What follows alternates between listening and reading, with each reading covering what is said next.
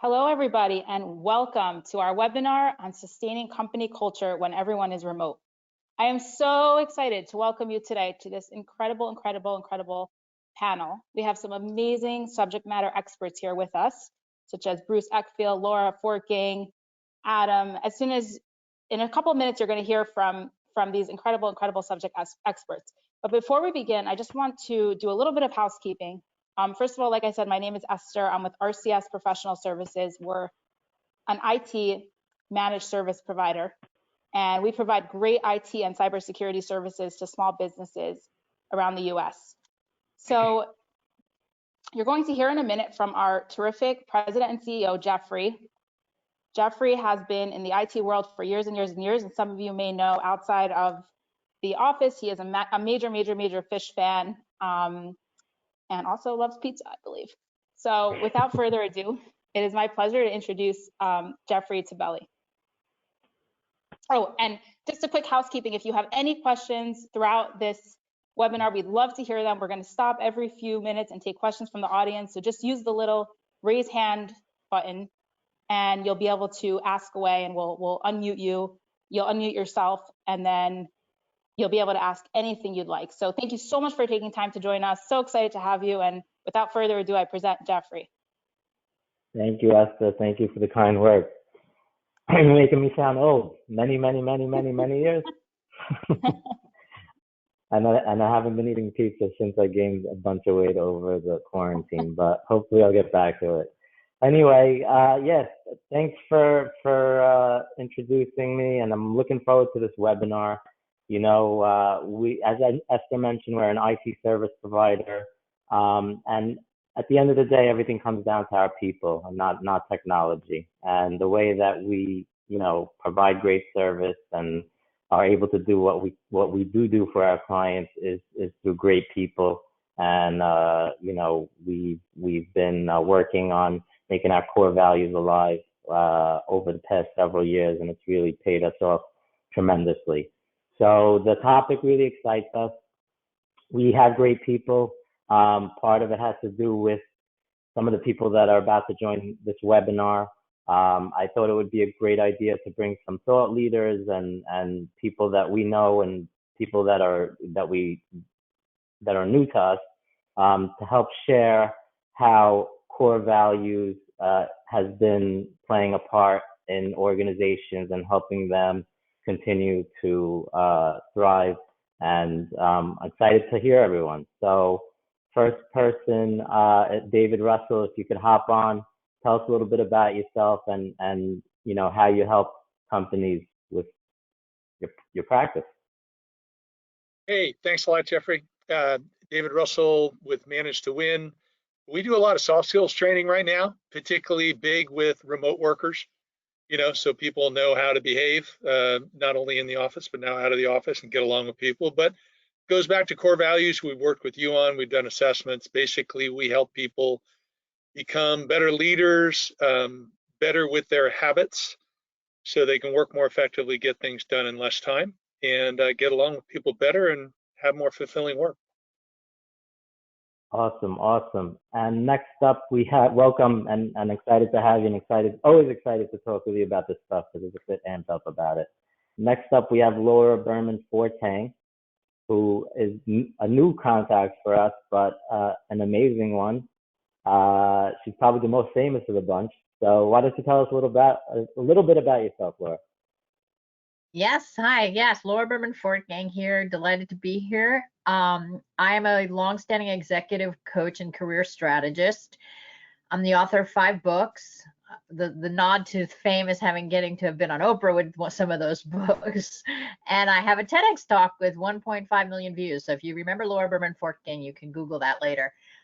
Basically, companies call me in to work with their C-suite executives to help them with their emotional intelligence or growing into their role in a new way.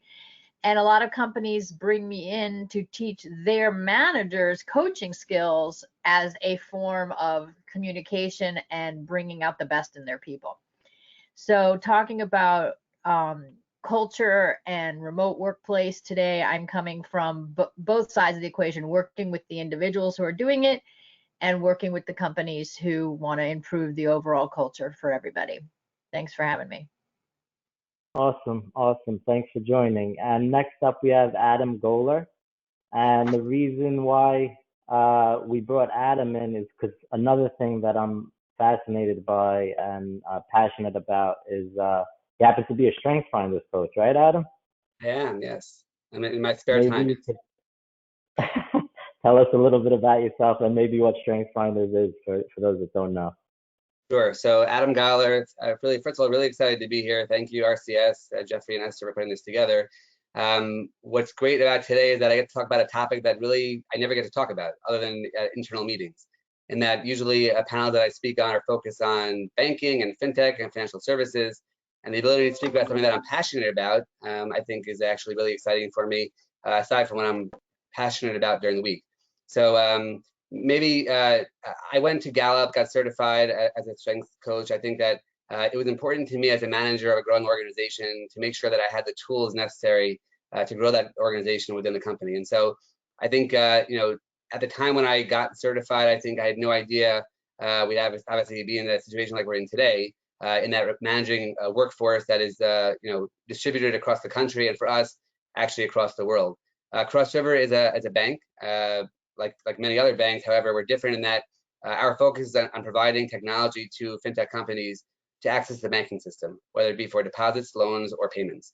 And so I think that we're unique in many ways, but I think two of them are we are distributed in some ways, and that we have multiple offices in different continents. But also, I think we have a dichotomous workforce in that we have a very strong development team who tends to be very much work from home all the time. But we also have a very, very typical operations team and other folks who I think, for the most part, have been in person until the pandemic started. And so excited to be here today. And again, on behalf of Cross River, but really excited to share our perspective on how the pandemic has affected the work from home environment. Awesome. So excited to have you. And I think you're going to have a lot of great stuff to share based on, your experiences. So looking forward to that. And last but not least, we have Bruce Axfeld, who is someone I know from Entrepreneur Organization. And he helps companies grow their businesses. So what better things can you do for businesses than that? So tell us a little bit about yourself, your consultancy. Thanks, Jeffrey. So I was an architect. I got into software, founded a tech company back early 2000s, which is how I met Jeffrey through EO, the Entrepreneur Organization. So I've been in that seat. We grew and scaled that company, put it on the 500 list a couple of times.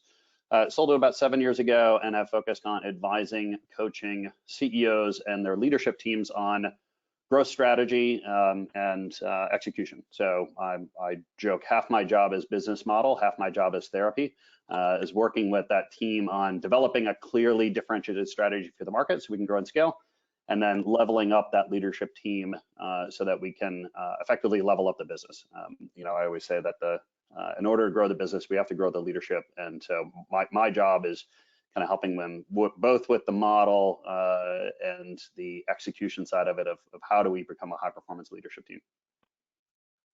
Gotcha. So people are an important part of the puzzle, would you say? Yeah, exactly. Just a little bit. Okay. So let's start with, I'll throw a question at Adam. Just how many people work in your firm? You may have mentioned it, work in your firm. And can you share how your workforce has dealt with work from home? Did it negatively impact you guys? I know you're a lot of people, so I'd like to see your take on that. Yeah, so today Cross River globally is about 450 employees, and that's made up of distinct groups. Development, I think, is over 130 to 140 people, mostly in Israel. The core of the bank is still in the United States, mostly distributed between Fort Lee, New Jersey, where we have the bulk of our employees and our corporate offices, but also offices in Portland, San Francisco, and some other folks distributed across the country. So I think that, as I mentioned before, we're unique in that even pre-pandemic, we had some folks who were working from home, and they were hired that way. But I think that what we saw right away is, firstly, like everyone else, I think we right away sprung into action to make sure we had resources and technology to accommodate work from home. And I think early on, like everyone else, I think you almost saw it in some of the quotes in the news. Like Jamie Dimon early on in the pandemic was saying how he thinks this could be the future. everyone was very bleak on office space going forward, and probably still is to some extent.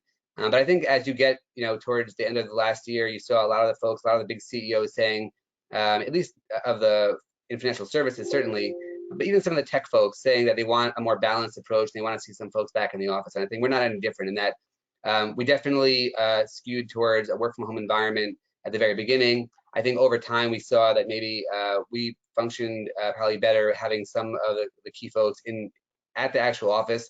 And so I think right now we're in a hybrid stage where we have many of the folks coming in at least 3 or 4 times a week, and others coming in less frequently, but still coming in to some extent. So I think that the impact on us, I don't think was pronounced. I think we actually did a really good job of springing into action and making sure that the bank functioned and actually excelled during the pandemic. In fact, the best data point I can probably give is that and most of you know about the SBA program, the Paycheck Protection Program that we were very active in, and the very fact that we're in the top 3 or 5, depending on the round, in terms of volume, dollars, number of loans, I think speaks volumes to the fact that despite being work from home and distributed, we're able to collaborate to put a program together in a matter of a couple of days, a couple of weeks, that really impacted the entire country. So I think that whereas in the short term we've definitely been we've excelled, we've been able to grow the business and maintain the current business. Long term, I think we see the benefit to there being a lot of in-person collaboration and involvement going forward. Gotcha. Awesome. And how important was core values and all that, would you say? Yeah, that's a great question. So, core values, for many companies, it's hard to define. And for us, I think we have a well-defined set of core values.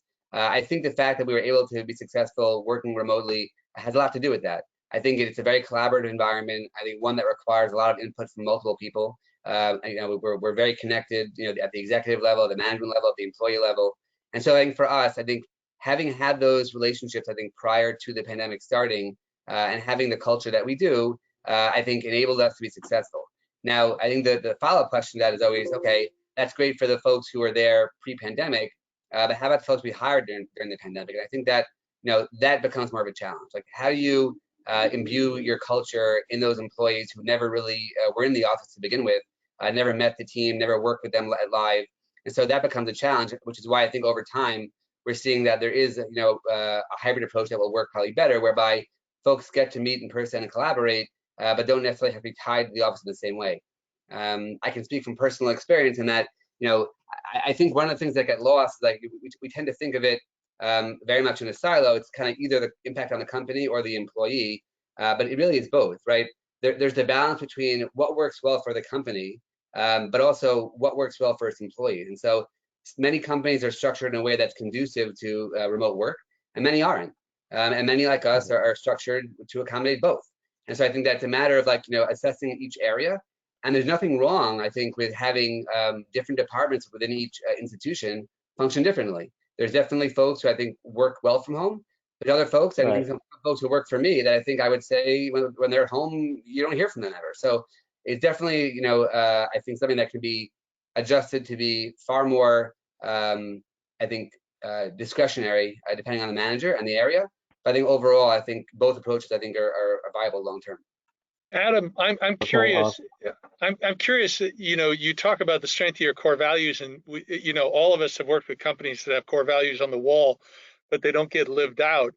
In this remote environment, what specifically are you guys doing as far as activities to not only train the core values, but then reinforce them, whether it's daily, weekly, monthly, whatever it is? Right. So every team had their own daily stand-up since the pandemic started on Zoom. So I think continuing the communication, what's funny about that is that my team didn't meet daily when we were in the office, right? So my direct team, we met usually once a week in a conference room. But when the pandemic started, we had daily stand-ups, and they were 15 minutes max. They were kind of bullet points, hit the key discussions of the day, and make sure we're keeping on target for our goals for the week. And so that definitely changed things. So that's keeping the collaboration going. But as far as what we're doing, I think more importantly, I think it's how do you substitute for the events that we used to have. As an example, literally the week before the pandemic started and we actually closed the office, my team went to it's in Bergen County. It's I can't remember the name of it, where it's a whole bunch of trampolines and slides and a kind of a fun place. And we had a lot of something zone, Sky Zone. What's it called? Sky Zone. Maybe in Sky Zone. But I think the point was, we did prior to that, we did an Escape the Room together. Like, how do you replace not only the collaboration in terms of meeting for work, but how do you replace like the other part of establishing core values, which is like the personal, I guess, touch that people have with their colleagues, and so that's been more challenging.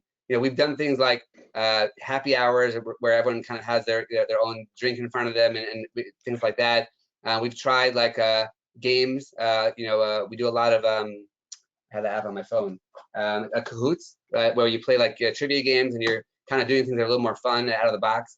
At the very beginning, I sent my team a care package where they got like kind of their favorite snack and they got like a drink. We sent vouchers for lunch, so you can buy your lunch and have a team lunch, once a month. Like, right. That to me is the more challenging part of it. I think, David, you asked a great question. That what do we do to keep the culture? I find it easier to keep the work culture intact. I find it much more challenging to keep the personal culture intact. I want to keep going. Those are all great points. I just want to keep going, and we have a bunch of questions here. So, and I will come back to some things you touched on specifically. Hopefully, if we have time, around training and onboarding new employees, which we've had some success with, but it's definitely not so simple. So, thanks for that feedback. I had a question for you, David. Can you tell us, in your experience, share with around your clients, why defining a company's core values is important and how it impacts work from home in your eyes?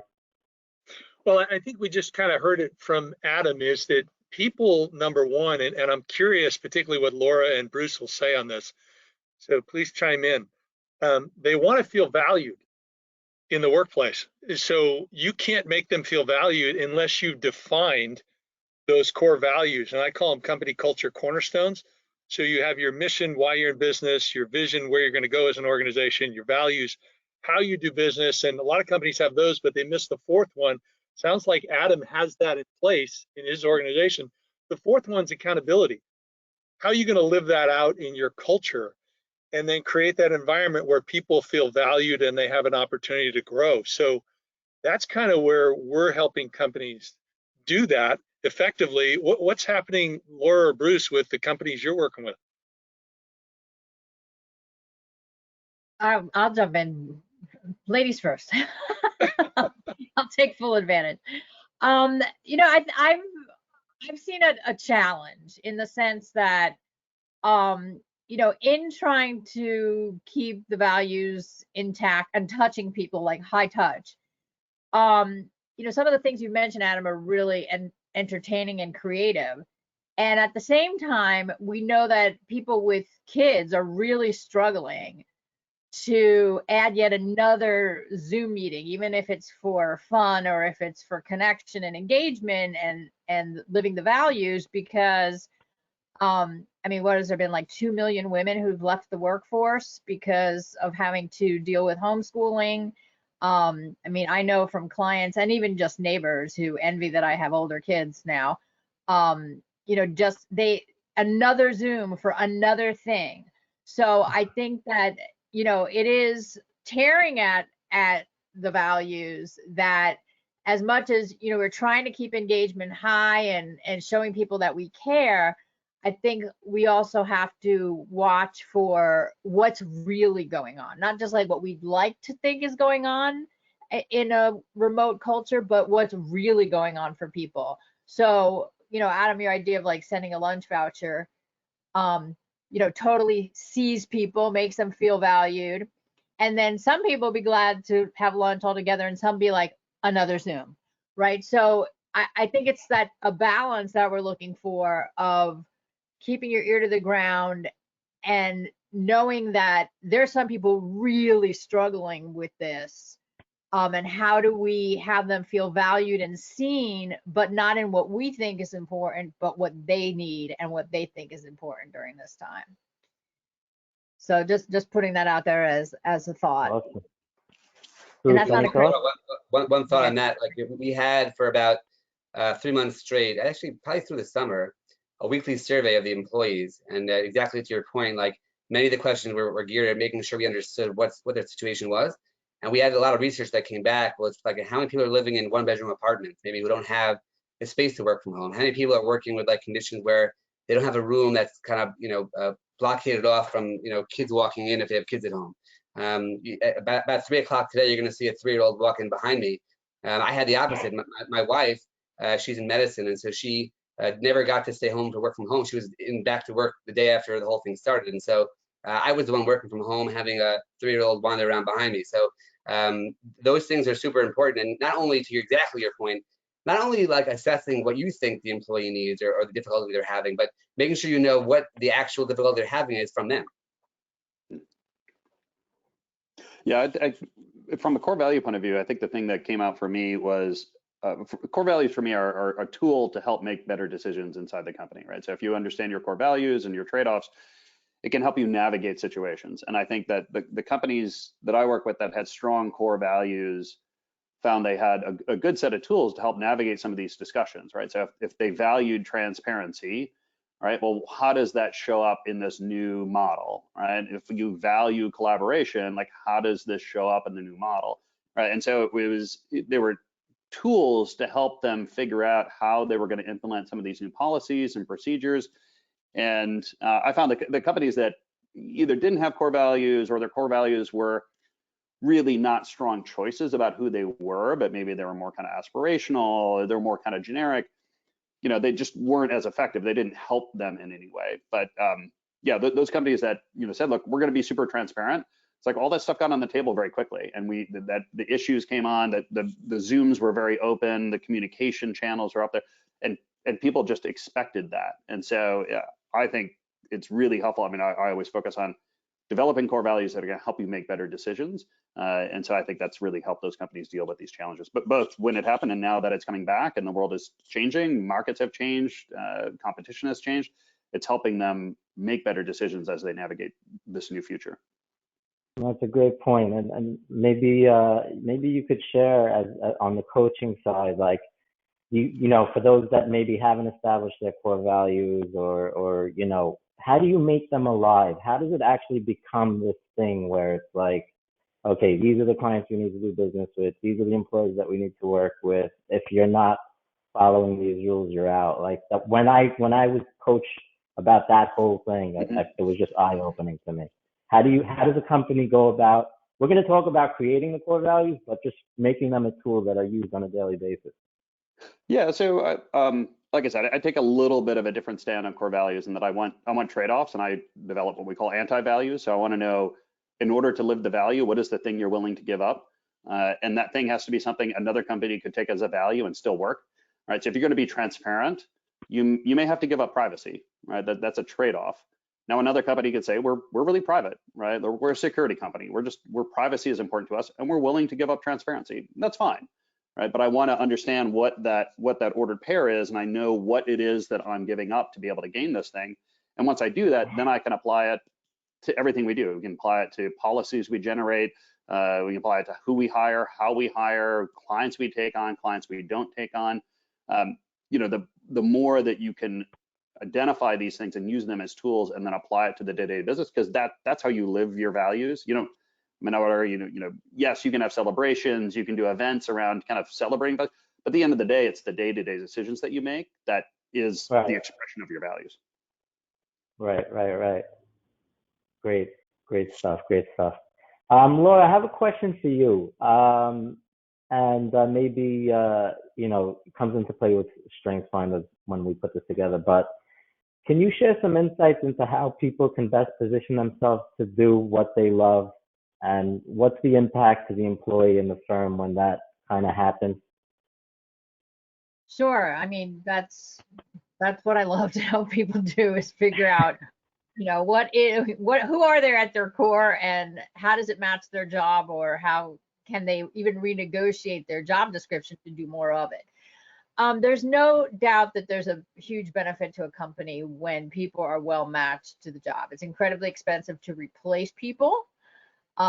So it's more cost effective to even help them rewrite their job description or share responsibilities than it is to have to replace people. So core values come in here too. I mean, when working with people on the right career strategy for them, I'm looking at who are they organically.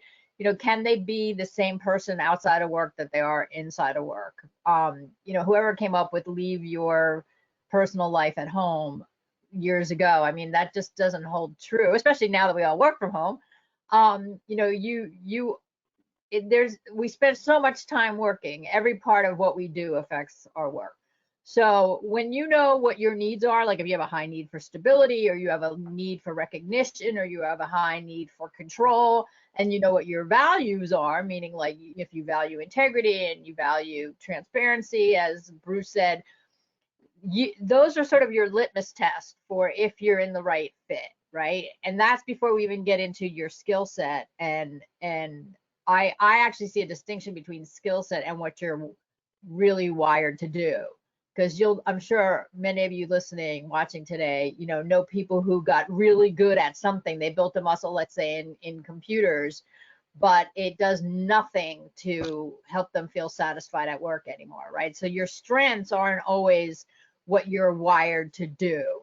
I find, a lot of times some of these things are going to sound, cliche, but, we sort of have to make generalizations to understand behavior. And I'll see a lot of engineers who then want to be on the people side. Like they're done with the, building. Maybe you can relate to this, Bruce, with being an architect, the building and the technical aspects of things, and they want to teach it now. They want to be on the training side. They want to be on the coaching side.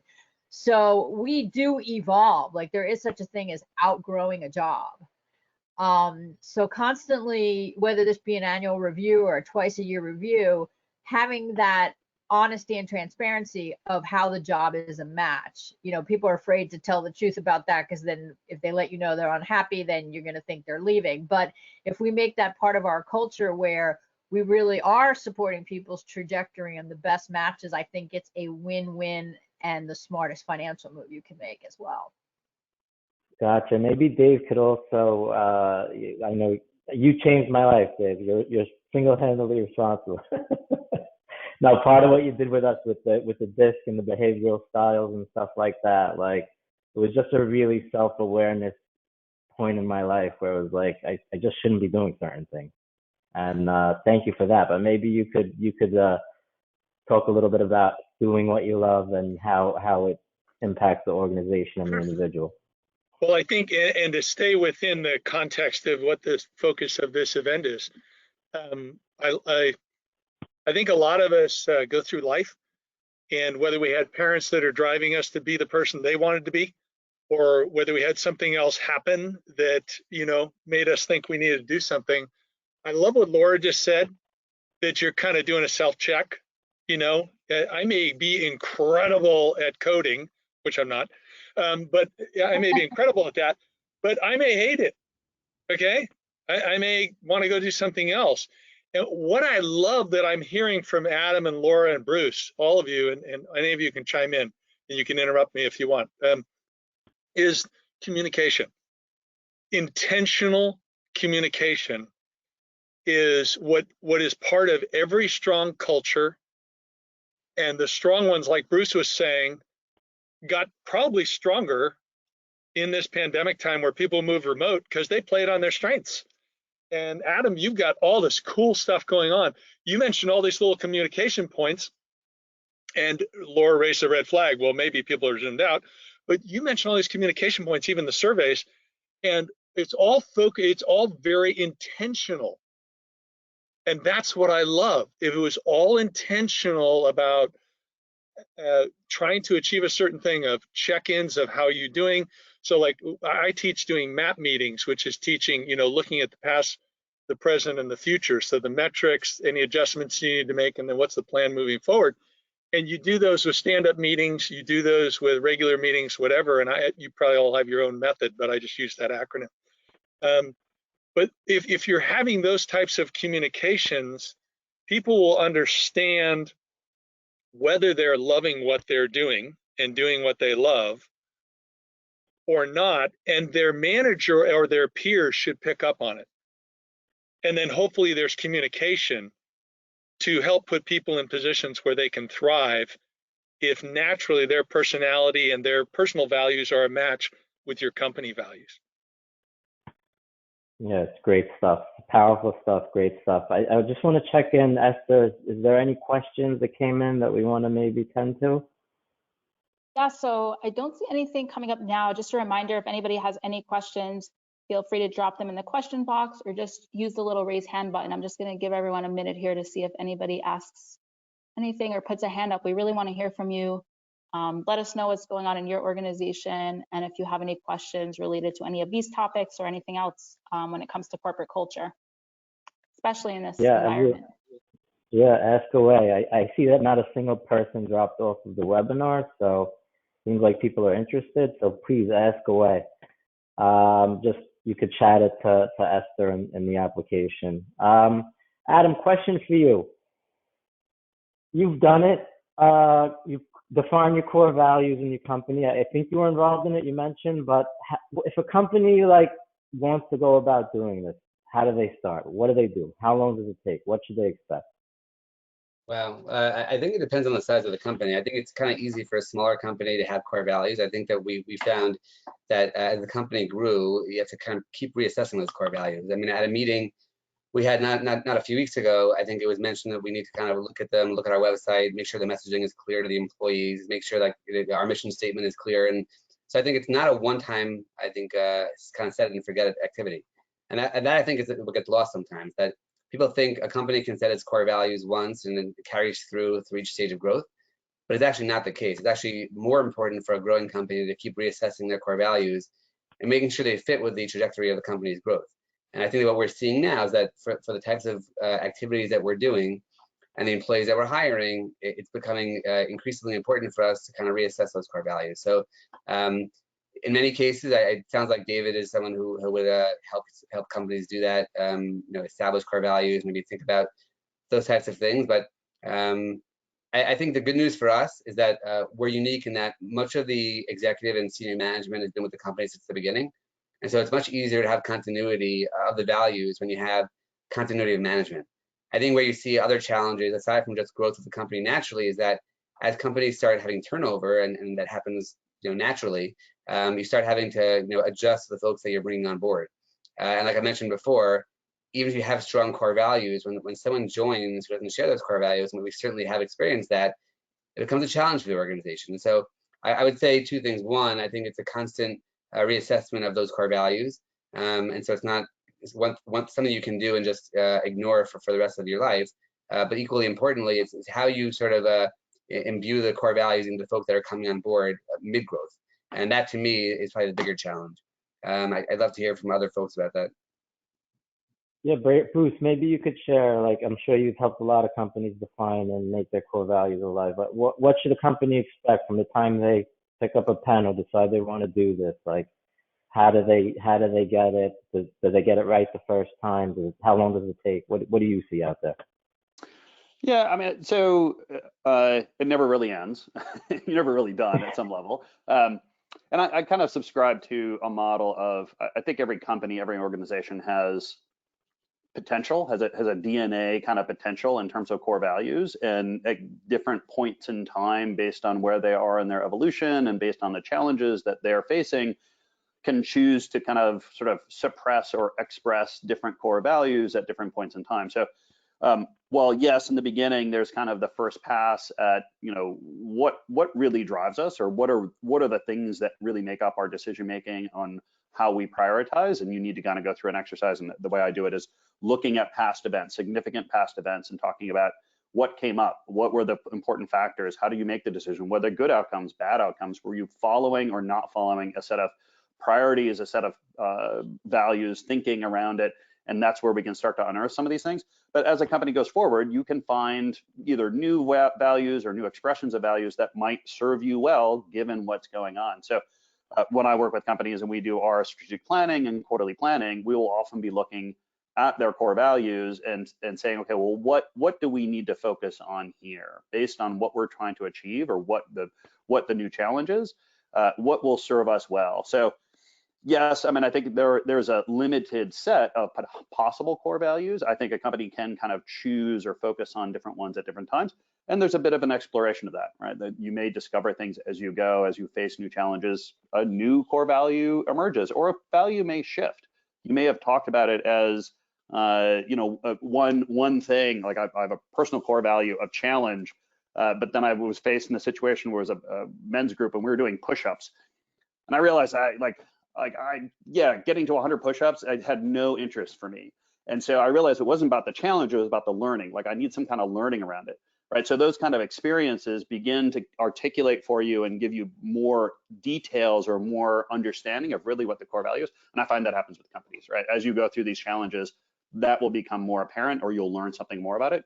So it never really ends. It's something you're constantly doing. No, you bring up some great points. Esther, I think we should look at ours again because we haven't really changed it since we did it a few years ago. But yeah, and I think. Oh, sorry. Go ahead. No, we just have a great question from the audience, but go ahead, finish your thought, and then we'll jump. I'll unmute Jonathan. No, I was just gonna say, like, yes, the evolution of the core values is something that is something we should look at, and I think every company should. And when I remember reading Good to Great and core values, I think you said it's like permanent and forever, but in the reality is that's not the case, right? I would from how I use them, I would say that they do have a certain amount of evolution. I agree, and I think we're reaching that now, so we should look at it. Go ahead, Esther. Sure. So Jonathan, I'm gonna unmute you. It looks like you're just self-muted now. Go ahead. Welcome. All right. Well, thank you very much, Esther, and thank you all of you. This has been thought-provoking for me. I probably don't spend enough time thinking about culture in the environment. I'm a commercial insurance broker, property and casualty, although do a lot of work with our employee benefit side of the business, of course. And one of the things I've seen implemented at my company, I work at locked-in companies, great firm, great culture, great people. Maybe another reason I don't have to think about it too much, thank God. Is we've been using this. There's a few different technologies we've been using that kind of track output. I love output. I love tracking output because I know I'm doing it, but it's also interesting because the way sometimes these technologies are tracking it aren't necessarily the way people are always generating their output. And that's more of an anecdote. My question is more broader to you because I'm a sales guy, so my output comes down to the nitty-gritty of revenue at the end of the day. But in general, I'm curious to how it affects these technologies that are tracking output. Now that so many people are working from home, how do you know how this has been helping businesses? Is it helping culture? Is it hurting culture? Just kind of want to get your general thoughts, since you guys are the experts in this stuff. Who wants to take that one? Thank you, Jonathan. Who wants to take that? Go ahead. I'm happy to jump in. I think maybe a different perspective from my standpoint, but it's kind of hard to assess it at a company level. I think what we're seeing is that there are different folks are affected differently, and their ability to perform and their productivity is impacted differently. And so I think that, as an example I mentioned before, there are people who, by definition, you mentioned this because you're in sales and you have a very, very specific output, which is production, right? And it's dollars and cents. And so if you're in that kind of role, or if you're in a role, maybe you're a developer and your job is to provide code and you have certain timelines, or you have these sprints that you run, and that's kind of organic, or that's kind of typically how you operate, maybe it's a little bit easier. I think what becomes more challenging is that how much leeway do you start to give folks who are in roles that maybe aren't as clearly defined as to what the productivity level is required is. And so if your job is sort of like, let's say, as you're an underwriter and we're supposed to review 30 policies a day or 30 loans a day, and you have distractions like Laura mentioned before, and you're only able to get 25. Is that acceptable or unacceptable? And how does the company cope with the leeway you give employees based on productivity? So I guess it does very much depend on role. In terms of impact on culture, I think that's kind of what we're discussing today. Like, no matter what company you are, it has an impact on culture. The question is just simply, can you adapt to it or not? But I think as far as productivity, which I think is the first question you asked, to me, it's role specific. I think there are folks that continue to be productive despite working from home. In fact, I would argue, and this is one of the problems that maybe others alluded to before, there's some folks who are actually more productive. And that was good for the short term, but what happened was they burned out, right? And so folks who now typically would go home at whatever time they go home, log off and kind of not log in until the morning, working from home, and they were logging in at all hours of the night and weekends, and they had access they didn't have before. And so for those folks, it's kind of challenging, because what might be productive in the short term, I think in the long term, proves to the company's detriment, because they're burning out earlier. Great points. And maybe David, you can enlighten us on like the importance of like KPIs and reviewing employees and having standardized review. Yeah. Yeah, I think staying with this outcome piece, I think outcome is a piece of the puzzle, and it's kind of a ticket to the game, right? That's how you get to have your job. But I think what I'd like to suggest is, and it becomes more emphasized or needed in a remote environment, is that as leaders, you have to be trained. You have to know how to do the 4 management disciplines. You have to know how to hire, manage, develop, and retain people, or not retain them. And if you're weak in those areas, they're going to be worse in a remote environment. And then that whole leads to how you do a performance improvement plan, that type of thing. But I don't want to like hog the spotlight here, because Bruce, you want to jump in? I know you've dealt with this. Laura, you've probably dealt with it too. You want to go ladies first again, and then Bruce? But I know both of you are chomping at the bit, because you've got stuff to add here. Bruce, go right ahead. Oh, thank you. Yeah, so we could probably save a whole deep dive on metrics and KPIs for another webinar. But if you look at, I always break them into 4 categories. You have your outputs, right? Those are your results. But you have your process and you have your inputs, right? So anytime we're looking at performance, or we're looking at activities that are happening inside of a business, if I can look at what are the KPIs that are telling me what are the inputs that are going on, what are the activities people are doing, the process, like how is that, how in the machine that's taking those inputs and doing something with them, how are we doing in the process? And then what are the results? The results we can't do much about once they show up, right? Like they are the outputs of a process. So we're often looking back at the process KPIs and the input KPIs. And I think those have been really interesting in a work from home environment, or in this kind of shift of where people are working kind of situation, which is, do the activity metrics change, right? Like if I've got to make calls, if I've got to complete forms, if I've got to push widgets out the door, like what's happened there? Has the activity changed? But if the activity's changed, we can look at, well, has the processing KPIs changed? Do our conversion rates change? Do our ratios change, right? I can have the same activities. If I have a change in my processing KPIs, I can have different results, right? So by looking at these areas, I can begin to diagnose what is going on with my system, and where might I need to take intervention, or where might I intervene in different ways. So, yes, you're going to see changes in outputs, but that doesn't tell you much about what you're going to do. You have to back it into, what are my process and what are my inputs, and then start to diagnose and figuring out what's going on, and what interventions can I make that's going to change those numbers such that I'm going to get the outputs that I want. Right. Great point. So are you touching on like measuring on leading indicators as opposed to like lagging? Is that a little bit about what you were just saying? Yeah, so leading and lagging, and then you have the stuff in the middle, right? So if I've got calls, I can make X number of calls, right? But if those calls are converting differently now because I'm work from home, all right, well, I'm going to get different results. So while I can still hit my inputs, I can still hit my activity metrics. If they're processing differently, I've got to change something, right? I've got to figure out what's going on in that conversion. Do I need to make more calls? Do I need to make different calls? That's how I'm going to get that output. Gotcha. Laura, what do you think? Yeah, I mean, the only thing I would add to this, like, since I, would tend to be with the individual, right, on the micro level with them, is what the difference that we're seeing now is how much structure people need or don't need to get the job done. So that's really where the individuality comes down to, is like, if someone has a clear structure and they like structure and they, can follow the pegs through the structure, they'll keep producing. But if the structure falls out, or they weren't a structure person to begin with, that's where you're going to see the variations, right? And it does give us an invitation to freedom in a way for some people to reinvent how the results have to get done. So that's the other thing I would add, is like that's really what plays out in this is, you know, who needs structure, who wants to do it differently, and how much room can we give people and get the results. So I'm wondering, so Adam, thinking about these comments, when you have an employee who's struggling,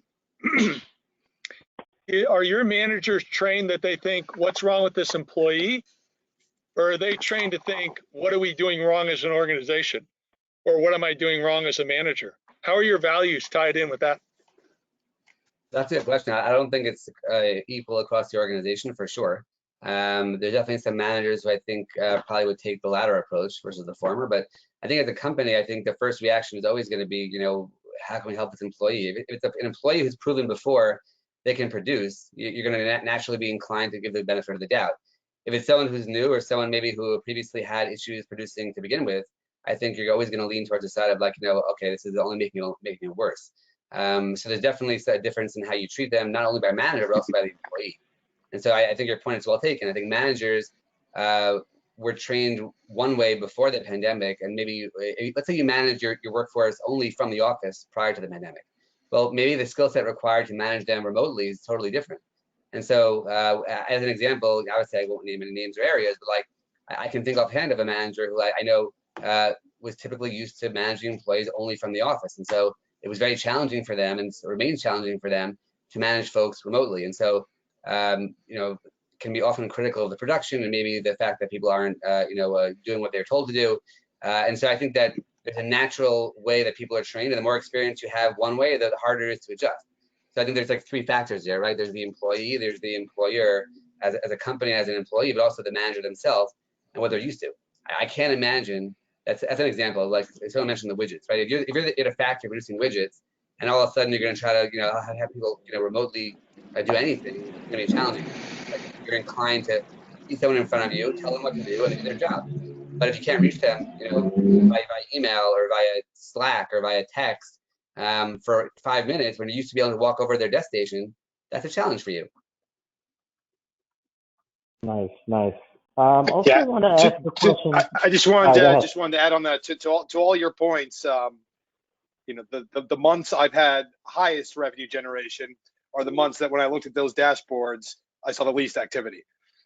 Yeah. So, and this is the point, right? I mean, and maybe it's not meant for the salespeople. Maybe they're just looking at my bottom line.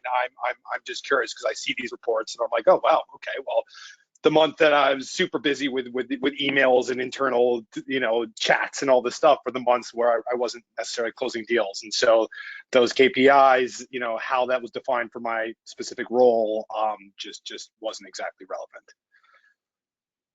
By the way, Jonathan, you have a great organization. We have had you guys actually speak on one of our webinars previously, so we know how great your people are in service. I think we use it ourselves. So thank you for that question and feedback. Good, great to hear. Thank you. Thank you. Next question I want to ask, just because I feel it's critical and it's a tremendous opportunity for those who figure it out, is hiring and training in this world now. Like, I don't know if we're all going to be going back to the office soon, or if it's just going to remain like this. Who knows? We'll see. But just we hired during the pandemic, and we were able to effectively train remotely. It took a lot more time, I would say. There's a lot of technologies available to us that allowed it to happen, I would say. And, you know, we're still not great at it, but if anyone has experience on hiring and training in a work from home situation, which is not easy, I would say, or not yet, please share what you feel you see as ways to go about that in a successful manner. David, maybe you could give us a try. I'll jump in, but I'll keep it short. Excuse me, because I have a whole hire system that I call Hire the Best. But I'll narrow it down to 2 comments, and then I want to hear from other people. I say you have to do 2 things before you hire somebody. So one thing is you have to test drive them.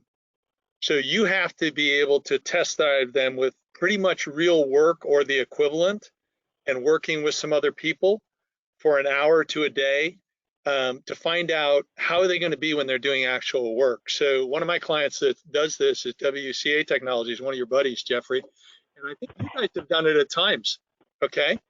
But they actually bring somebody in now for a day, and they pay them as a contractor after when they're convinced they want to hire them, and they run them through real tickets, the whole thing. They sit side by side with them, and then they find out how quick they work, how well they work, how fast they learn and apply what they learn, the whole deal. And at the end of the day, they know whether they have a match, and it's the best thing for the candidate. Because that's the worst thing you can do for a candidate is hire them, and then a week later you're like, oh, this person's not going to fit, or a month or 3 months later. The second thing, by coincidence, I just finished the podcast I recorded that'll post on Monday, is you've got to do a background check. You cannot hire anybody today without a background check. There's too many liars out there, and they're really good at it. Okay? So I'm going to limit my comments to that because I don't want to take up all the time. We got really smart people on here. Who else wants to chime in? David, I one comment back. I think what you said, the background checks we do anyway, so I'm not worried about that. Obviously, there are some good liars out there. I've seen them before.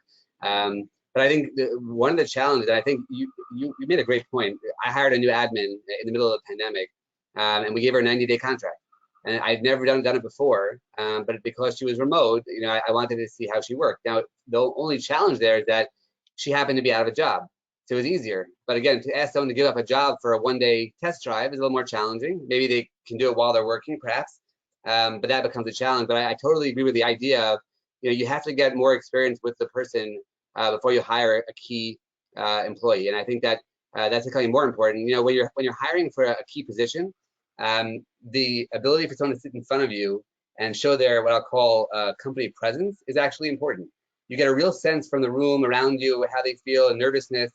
On a Zoom webinar, you can't even see, what's going on behind me. If I'm fidgeting with my fingers, you can't see if I'm even wearing pants or shorts, right? I mean, that's the reality of the pandemic, right? So I think that there's so much to be said for interviewing being in person. That said, we've all adjusted, and we've hired, many employees so far since the pandemic started. My team alone, we've hired 5 people in the last 40 days, and so that's a decent number for a 40-person sub organization. And so we're learning how to adjust, but I totally agree with you. The test drive period is becoming even more important, and we're laying to applicants that you want to see work product up front. We're getting people sending us PowerPoints, and we're getting people sending us Excel models and sending us Word documents. That has become far more commonplace. Whereas when I interviewed for all 3 of the jobs I've been in since college, I didn't do anything, right? I just kind of met people and moved on. But a work product is another way to supplement, I think, the interview process as well. Yeah, I think even if you can do it for like an hour or two, like what you're talking about, that can give you a night and day. Because really the goal is to find what's best for them. If it's best for them, it's going to be best for you. I'm sorry. So a couple quick things. So one of the things we did in technology company was, we'd have them come in for the day. We put them on a team, have them work on a team. And it was very telling, right? It's one thing to sit in an interview and ask questions. It's another thing to see them interact with folks, deal with issues, deal with the actual dynamics of the work product. So, and I think companies that have been able to figure out how to do that in a virtual environment have made better hires. The other thing I found, it really kind of depends on the level of person, but the technology can be a bit of a bias that comes into play. And I think I've seen some companies do some really good things about trying to remove some of the bias, access to technology issues, and providing other ways of being able to have the interviews, other time frames, being very tolerant of, the situation they're in, even providing technology, right? Finding ways to give them access to stuff. Because I think that's another thing that's happened is as we shift to work from home, we now introduce this whole bias of who has access to technology becomes the people who can get jobs and who can't get jobs. So I think that's another one that's come up in some of the companies I work with. And then the other one is, they're interviewing you just as much as you're interviewing them. And a couple of companies that I've worked with have done a nice job of actually having candidates just sit in on other Zoom meetings that they're having just so they can see how the company works, so they can catch anything. It's look, yes, we're interviewing you, but you should be interviewing us. This is how we do things.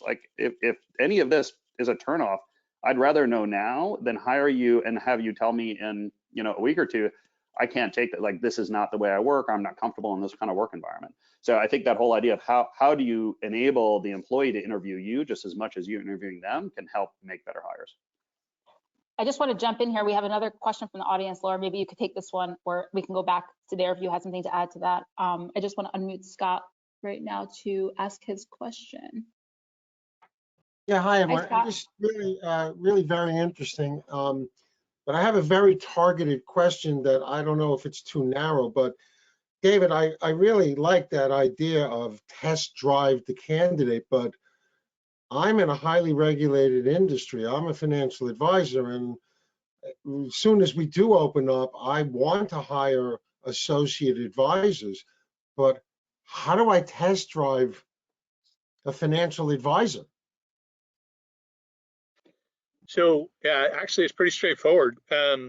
You can decide, like Bruce was kind of indicating, you can kind of give them an opportunity to kind of test drive you to participate in certain things, or you can do the reverse. And I do this with salespeople in particular, but also with techs, is that you can ask them to come in and basically treat you like you're the client and how they're going to take care of that client. You can do that without any training, or you can train them and see if they can then come in and do it according to the training and apply what they were trained on. But you should be able to work something out where you can really get a feel for how's this person going to be if you put them in the driver's seat. Yeah, David, you make a point. I think you're absolutely right. I think that I've seen in-person simulation training where they can actually create real-life scenarios that the person can work in and using dummy data, dummy environment, where like it's actually a real life, it's what it would do in real life, but it's not with real data. So I totally understand the question about privacy, confidentiality, and I'm also in a very highly regulated industry, but there's some companies I've been lucky enough to see who have really strong training environments that create almost a sandbox for being able to train folks. And you can do the exact same thing here. Okay, it's really critical because we have a very rigid philosophy on how we want to present to the public, and unfortunately, and not me, but let's not kid ourselves. Wall Street has worn a black eye for a lot of reasons for a lot of years, and it's a very big liability to take someone on. And the last thing I want, especially in a virtual environment, is just, for argument's sake, an advisor that works for us calls you, David, or you, Laura, and really gives you a line of you know what, and they're putting you into an investment that's totally unsuitable. And they did it because they need the money and they weren't thinking about you. And it really makes me wonder also that how do you prevent, in an environment like this where people are starting to really get desperate to increase numbers, how do you prevent the sales manager from becoming toxic, pushing their salespeople because they want to make their bogey and get paid their matrices? I mean, that to me is a real issue. Well, and maybe somebody else wants to add, but I think you could do a whole podcast or a whole, conversation on it separately, because you are in a regulated industry. There's a lot of details. But as Adam said, he's in a similar situation, and I'm 100% confident you can work something out where you can put together a type of test drive, whether it's an hour or a day or whatever the appropriate time frame is, to really confirm that you've got somebody that's a match. And also look at the things that Adam's company talks about they do to kind of check up on people. They're surveying employees. You can survey customers, whether it's phone surveys or whether it's otherwise, to really kind of confirm that things are going the way you want them to go. I appreciate it. And Jeff, thank you for putting this together, because when we do embark on hiring advisors, it's a whole new skill set for me. So I want to do it as good as I can. So thank you all. Thank you. And then personally, from my experience, Laura, did you want to say something?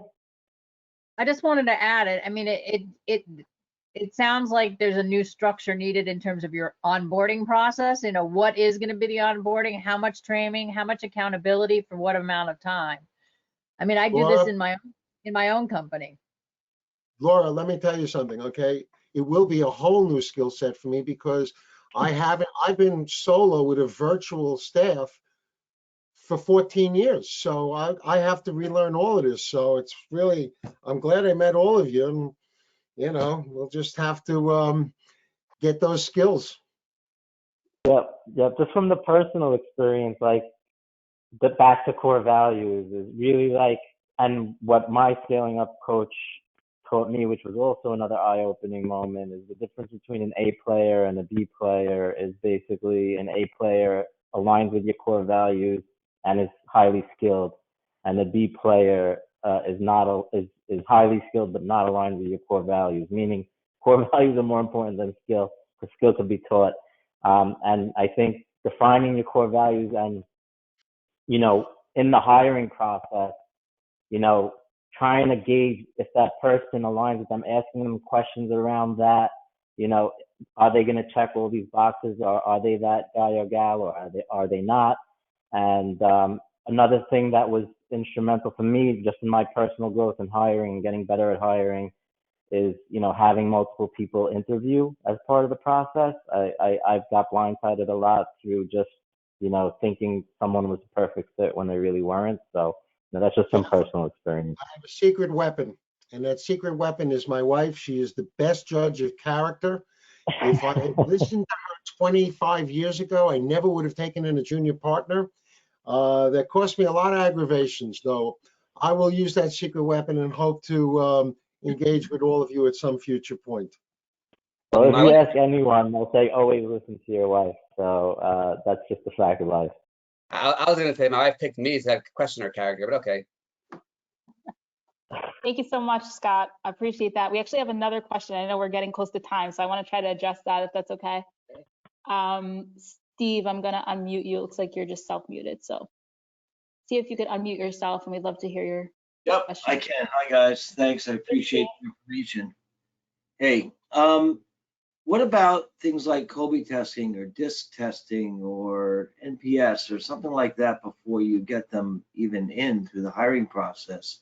We always happen to use Colby, but it gave us a good idea if they were the right people in the right seats for the bus, you know? Do you guys use anyone in particular? All of them? Any of them? So I don't think we use any aptitude testing or any formal testing today. We've talked about it before. I know there are companies who do things, you know, like that at onboarding. We've done them post onboarding. We've done them for internal transfers, people who request internal transfers, but we're not doing that at onboarding. I think today we're just sort of like interviewing for the specific skill set that's being applied for. I'd actually love to hear from others as far as like whether that's using onboarding or not. It's certainly something that I think we're thinking about, and I would love to hear other people's experience. Well, we use a talent assessment that does a combination of DISC and then also checks driving forces and then competencies or soft skills. We recommend that people use it in the hiring process after the first or second interview, depending on how many interviews they're going to have, if they feel very strongly about the person, because then you can ask interview questions based on the results. We provide summaries of the results, including asking the candidate or the employee to highlight the sections that best describe them. So there's a summary instead of just a 50-page report. And then we really encourage them to apply what they learn as an individual to be their best, but also the manager applies it. And Jeffrey, we've done this at your company. You said it was very helpful. So, you know, as a team, people are working better together and more effectively. There are a variety of them out there. We found one that works for us. I'm not saying it's the only one that can work. Yeah, Laura, I'm curious. Sorry. What? Curious about? I was curious if you have any take on you know, behavioral assessments, well, Myers-Briggs, Colby, DISC, whatever it is, but like, is it effective? I am the anti-assessment person. So Bruce has his anti-values. I'm the anti-assessment, but you've got to remember that. I mean, I like, my own company is not huge, and also I don't tend to be on the company side when they're hiring. I tend to be on the individual side when they're hiring. So, I mean, every time I do believe in the StrengthsFinder. I know Adam's a StrengthsFinder authorized facilitator. It is the only one that I find is not like a horoscope. And look, I'm very biased about this. I find like a lot of them are like horoscopes. Like, you can make it fit you, you know, just like every outcome could be everybody. But, you know, I don't want to come off sounding naive. Like, I am a consumer at Whole Foods. There are 3 other markets in my area. I'm always asking them, what tests do they have you take when you are hired, or when you're in an interview process at Whole Foods?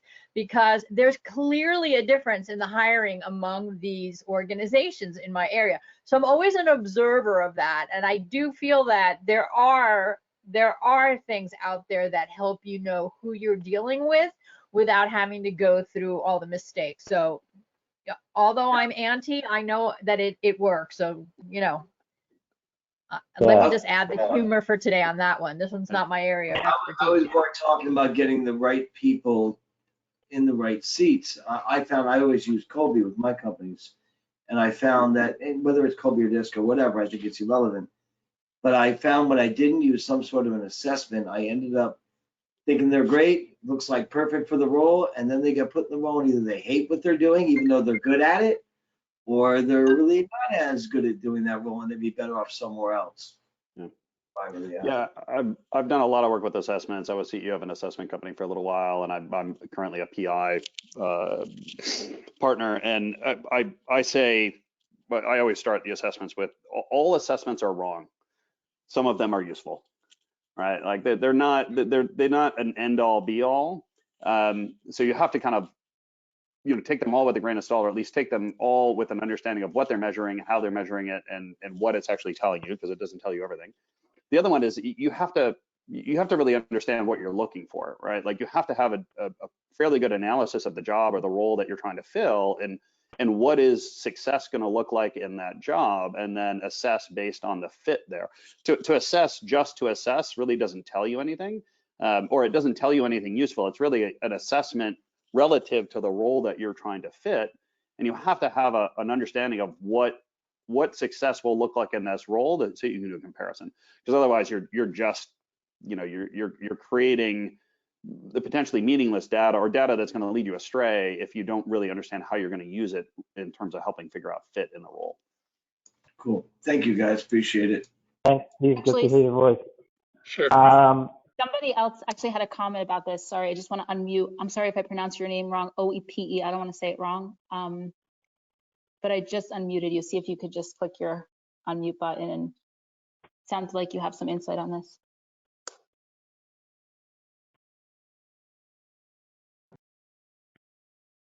Looks like you're self-muted. Click that button one more time. I saw it go green for a minute, but there you go.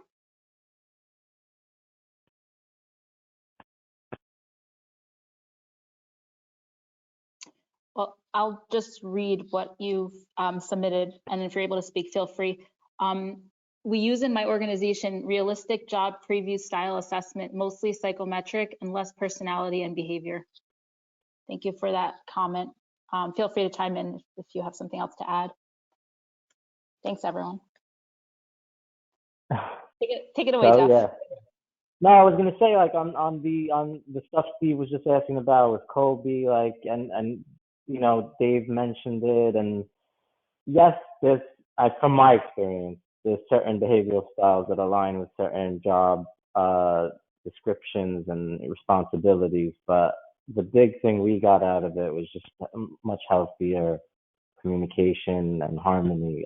Dave, I think, would you say like that's one of the key, benefits of going through that?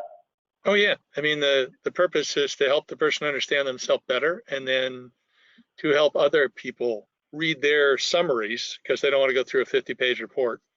And we do an open training with everybody so they can all understand the highlights. And I kind of agree with Bruce and Laura. Assessments are not perfect, and that's why we built a manual process behind it to extract with the person who's taking the assessment, this is what best describes me. I agree with this, and that's where it's very helpful. Right.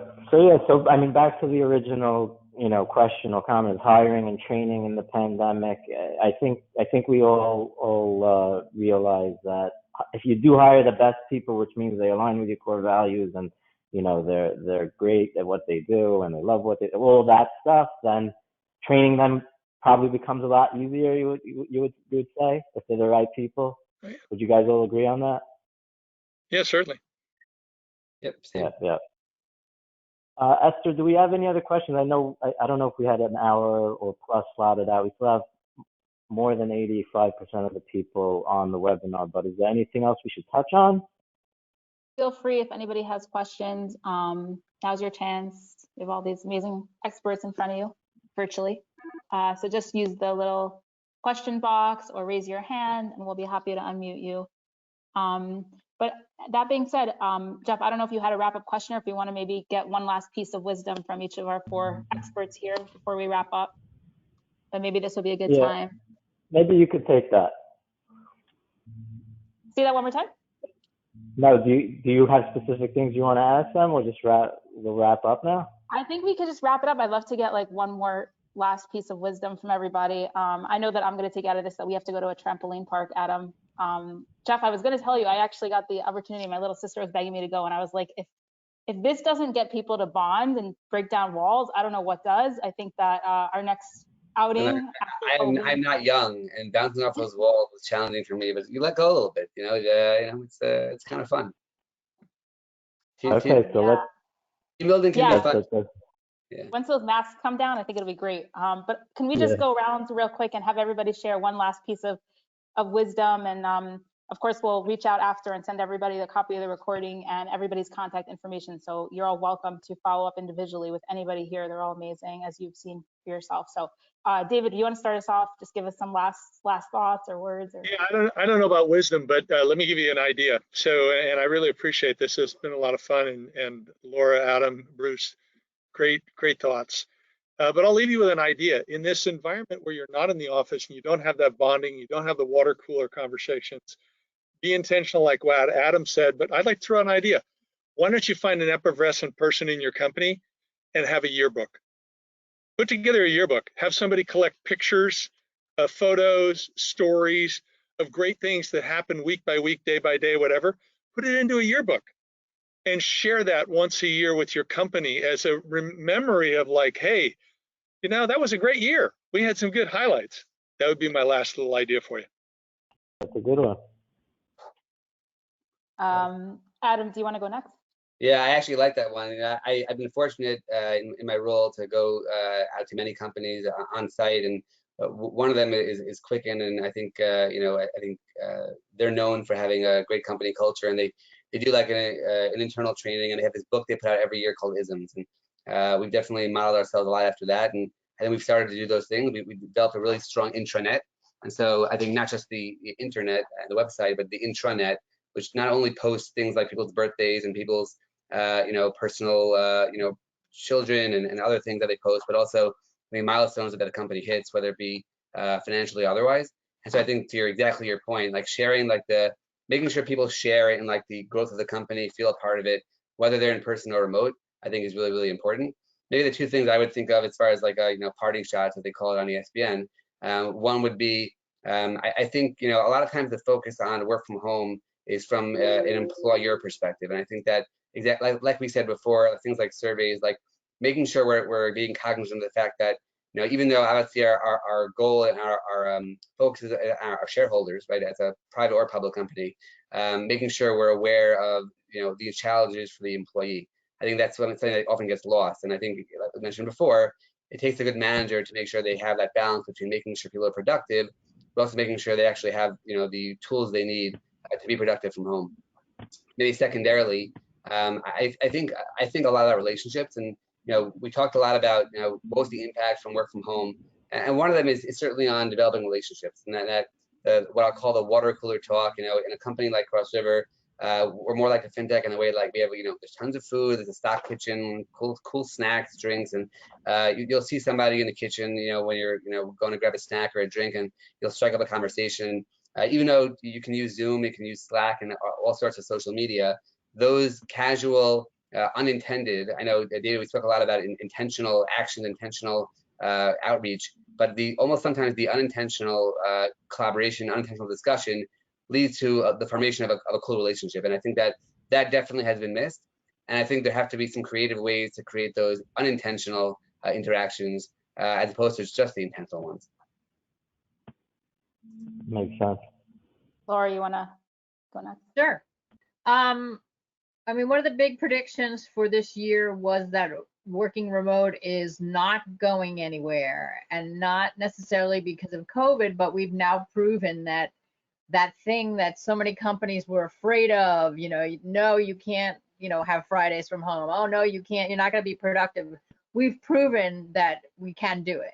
It's not for everybody, but I think that once the balance sheets are done and we start seeing how much it doesn't cost to have the snacks and, to keep this many buildings and everything, I think we're going to be seeing a hybrid for a while to come. And some people will welcome that. There's many people that are thriving this way, many who are not, but I think it's here as an option because we've proven we can do it. But as a parting thought, I'd just like to say, whether it's the culture or it's yourself or someone you're working with as a match for your company and your values, tell the truth as soon as you know it. If it's not working out, if it is working out, if they have any doubts, the quicker the truth is told, the less expensive it'll be for everybody emotionally and financially. And also there's the opportunity to improve. So those are my thoughts, Dan, but a pleasure to be with all of you and gentlemen and Esther. Thank you. Thank you. Thank you. Bruce, take us home. Of course, Jeffrey. Yeah, so I think two final thoughts. One is I certainly have seen companies that have figured out how to kind of embrace this remote worker model. Have obviously benefited from all the kind of infrastructure, cost savings and things like that. But I think more importantly, I tend to work with companies that are growing very quickly, and talent and talent strategy is a huge factor in their success. It just totally changes the talent game, right? Like if I go from, a local regional talent pool to a global talent pool, my access to levels of people, expertise, sometimes it's just finding experts that can do things, it is a game changer, right? So I think if companies that can figure out how to embrace this and use it strategically can really see a game changer on the technology side. That said, there's also, if you look at all kind of team performance models, it all starts with trust. And unfortunately, or maybe fortunately, the only way you really build trust is to spend time with people and get to know them as people. And so you have to figure out how to build formal, informal ways of people interacting. One thing that we used to do in my company is every quarter we take a full day, we get everyone together from all the different client sites, we'd run an open space meeting. So it was a kind of an unstructured meeting. And we worked on things, but it was whatever people kind of needed to work on at the time, and we did it together. And the point was really to have people interact and have to talk to each other, work through issues, spend time together. It was social. We were working, but it was also social. And I think I see companies now coming back to that kind of model, saying, yes, we're going to have our day-to-day is going to be work from home or remote teams, but we have to have these touch points where we do come together as people and actually interact, formally or informally. We have to have that rhythm in place at some level. So, finding those routines, finding those habits, those rituals that build that team cohesion is going to be key for companies.